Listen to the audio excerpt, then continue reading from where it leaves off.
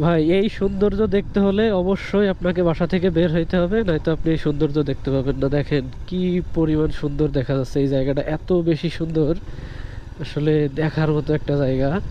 খুবই সুন্দর একটা জায়গা, দুই পাশে পানি থই থই করছে, আর তার মাঝখান দিয়ে একটা পাকা রাস্তা। এখানে বিকাল হইলে এখন লোকজন আসতেছে দেখার জন্য, ভিউটা দেখার জন্য।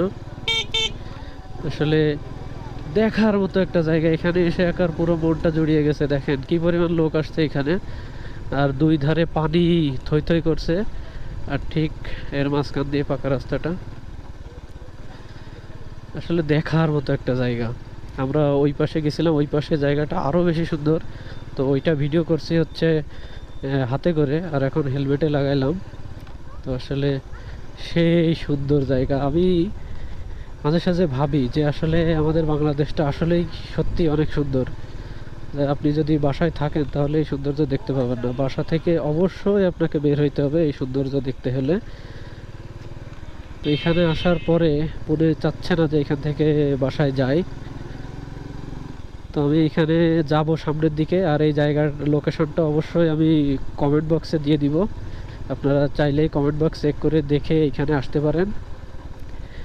তারপরে একটু বলে দিই, আপনারা যদি মনিরামপুর থেকে আসেন তাহলে চিড়েডোলা বাজারে আসতে হবে, এখান থেকে বাইরে চলে আসবেন দুর্বডাঙ্গা বাজার। দুর্বডাঙ্গা বাজার থেকে 1 কিলো কি 2 কিলো এই জায়গাটা। দেখেন মাথা নষ্ট করা ভিউ, মানে এরকম ভিউ আমি সচরাচর দেখি না। দেখেন থই থই করছে পানি, এত সুন্দর এই জায়গাটা।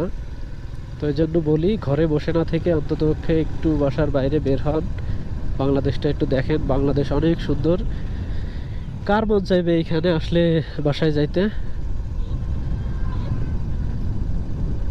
দেখেন জাস্ট ভিউটা দেখেন, আর রাস্তাটা খুবই সুন্দর, একটা নতুন পাকা রাস্তা, এত সুন্দর পরিবেশ।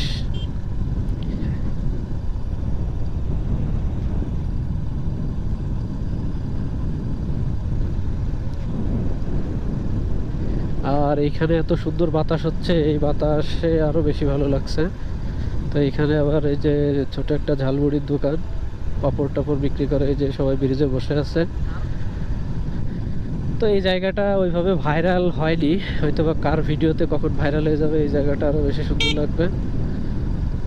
তো সবাই আসতেছে, ছবি তুলতেছে। ভাই দুই পাশের ভিউ মাথা নষ্ট করা ভিউ।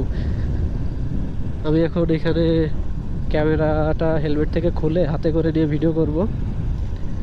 তো ওই যে সামনে আমাদের দুইজন আছে,